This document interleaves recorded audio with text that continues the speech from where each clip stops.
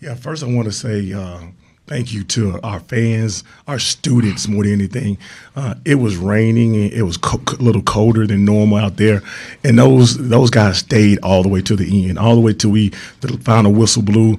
Our student section, our fans, it was still a packed house. It was still a nice, good crowd out there. And you just don't understand how much that means to our program and how that can help us continue to put wins on top of wins when we're at home. That home field advantage, I can't speak more to our student section and our fans tonight. It wasn't always pretty, the game itself. Started off a little rocky for the offense. Couldn't get in a rhythm more than anything else. Changed quarterbacks at halftime. Felt like that was going to give us a spark.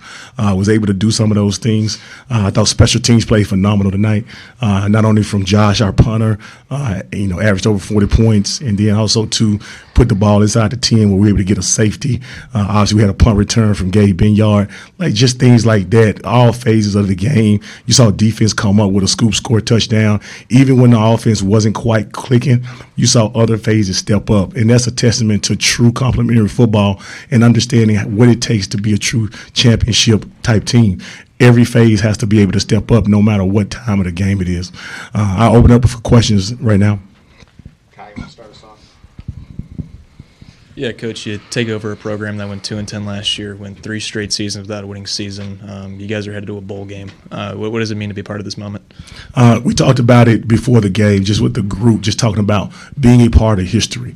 At the end of the day, when we come back from 10 years, whenever we come back, this group right here, this 2025 Kennesaw State Owls team will be the first bowl-eligible team or first bowl team in the history of the program. And you can't ever take that away from us. And those guys, they deserved it. This coaching staff, everybody earned that. And I just can't speak on how proud I am of these guys. Now, with that said, we also know we have a lot of more football left to play. And, we talked about being hungry. We feel like we have a really good football team, and we feel like we have some more wins out there to go get. Coach, you mentioned Amari giving you a spark. What went into the decision to start Dexter tonight, and then what went into the decision to put Amari in at half?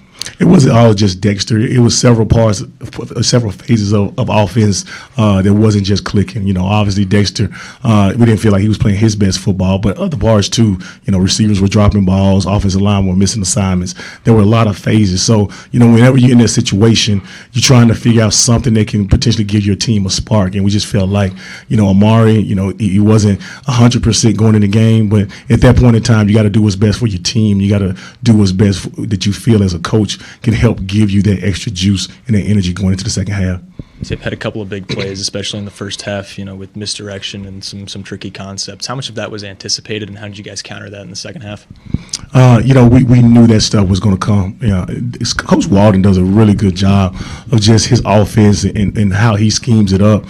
They got playmakers on the field. This conference is full of teams that are all very similar. A lot of parity in this league, and anybody can beat anybody on any given night. We always talked about it's just a team that makes the least amount of mistakes, and we wanted to make sure we made some adjustment at the halftime, just making sure the guys' eye discipline and the focus that they were going to take the field with was clean. So we cleaned some of that stuff up. The intensity has always got to be at the forefront, and we even started off a little bit slow coming out the second half defensively. But at the end of the day, when we got the momentum swing, it worked out our way the rest of the game. Same question to the players that Coach answered. What's the feeling right now, winning that 6th game and becoming bowl eligible? I get it. It's a special feeling. Like, this is the first time Kennesaw State is getting bowl eligible, so that's very special to our program. And like Coach said, we appreciate the fans coming out and supporting us and all that type of stuff. So yeah, it's just a great feeling. It's amazing. I just want to thank God too. I feel like throughout the whole week, the opportunity was what was feeling us to play our best as we can. I feel like we did exactly that, and it's always good when you can make history. When this whole thing started back in the spring, did you see this, that we got a chance to get to a bowl game? Was that even in your head? Honestly, yes. Even from fall camp, when we stepped on that field and we started practicing with each other, you could tell it was a completely different environment, completely different team, and we knew that we had something to bring to this conference. We had something to prove too, as well.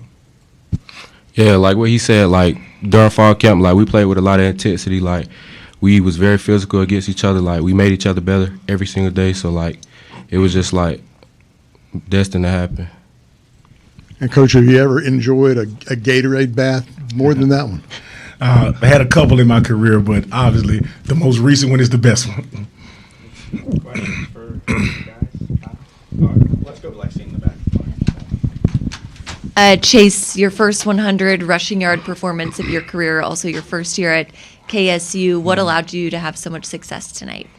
Preparation, honestly, just my coaches having faith in me too. Like I said, the opportunity of making history fueled us throughout the whole week. And I knew when I came out there and I got on the field, I had to give my all. And that's exactly what I did for the guys. So I know they was going to give it back for me. I gave it to them, and we came out with the dub. I saw you were maybe a little injured after one play, but got right back in there. What was just like the conversation? Like, it looked like you wanted to be a part of this game tonight. I think it was more of just me wanting to push through for the team, honestly, because I'm a real team player, and I felt like I had a bigger role this week that I needed to fulfill. And if I wasn't on the field, then that wouldn't have happened. So I had to get out there and finish the job. Kai?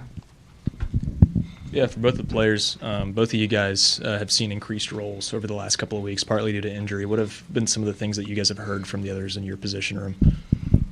My position room is all love. It's like a brotherhood. We honestly encourage each other. We let each other know the truth. And I feel like that's the most important thing, that you're real with each other. But like I said, we have a brotherhood, so it's never any negative things. It's never. It's more positive than anything. And I feel like that's another thing that kept me motivated throughout the week, was just Coleman and Diggs and Josh and Mathis and everybody just keeping me up throughout the week and putting that confidence in my head, because they know who I am. I know who I am. And with this team, we can go plenty of places.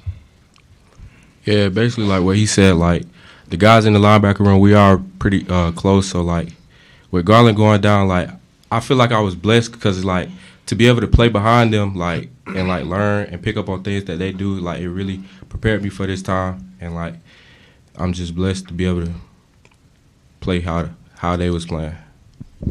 Coach, we heard from you on the radio earlier today talking about the importance of special teams. A couple big moments today, including the punt return. But how much of a game changer was Josh Hewitt for you guys tonight? Extremely a game changer. You know, I'm a coach that plays the field position game. You know, I listen to the analytics, and I listen to when they talk about forward down. But at the end of the day, you know, it's just hard for me to believe that anybody can consistently go 95, 90 yards on our defense. And at the end of the day, I'm going to always kind of err on that side, especially if our defense is playing consistently and good. And that's what they did. You know, we were able to pin those guys down and get that safety. And not only just the 2 points, but it's also a momentum swing. When you talk about that, it just brings a certain type of intensity to your game, and it just changes the whole mood and the feel of the whole game. Last thing for me, Coach. JT goes down early in the game. Cam steps up for him. What'd you make of the way he played, and any update on JT? I think JT is going to be okay. They did the X-rays; they're negative, so we'll just kind of continue to monitor him. We got a few more days before the next game, next opponent in Mexico State. But you know, when you talk about Cam, it really is a compliment to the way Coach Clemens coaches those guys and that next man up mentality. And one thing that we tried to build on this team was depth.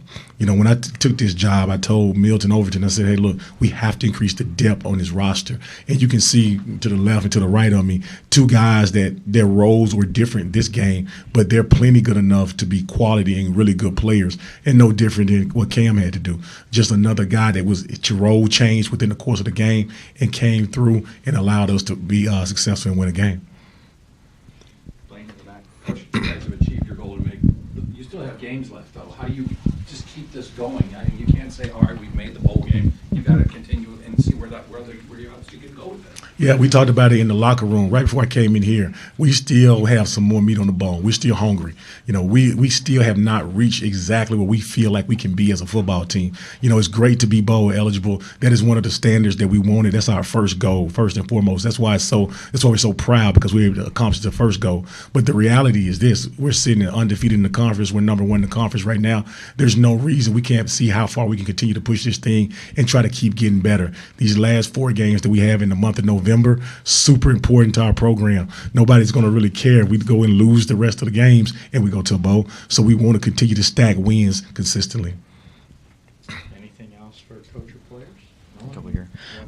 For the players here, whether it was a play on the field or something on the sideline, what did you feel like was the turning point in the game tonight? I mean, just not giving up on the team. Like, no matter what, like, happened, like, we stayed level-headed, we stayed focused, and we kept the main thing. The main thing is just played as a team. I feel like coming out of halftime is what really changed everything. The energy was different.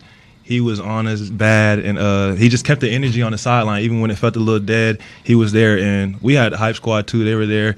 I mean, it was just when the energy came back up, when everybody had the energy, that's when we started going. Coach, you just made it through your first weekday CUSA gauntlet undefeated. What does your program do throughout this whole month of October to navigate such a weird schedule and come out so successful? We try to keep it consistent. You know, we believe in the preparation that we put in, the day-to-day work that we put in, the consistency that you have to prepare with every day that you go out there and win football games. Doesn't matter if it's a 7-day turnaround, 11-day turnaround. Our goal as a coaching staff was try to put together the most consistent schedule so these guys won't feel much different. We wanted them to feel like, hey, all it is a normal Tuesday, normal Wednesday, normal Thursday. Today's a Tuesday, but it's really a Saturday, you know, and they went out there and they performed, and that was a compliment to, like, everybody, because it takes everybody, you know, in the building to kind of be on the same page. It's not just the coaches and the players, but also, too, everybody's routine is a little bit different. Enjoy your Sunday/Wednesday. Thank you all. Thanks, Coach. You guys.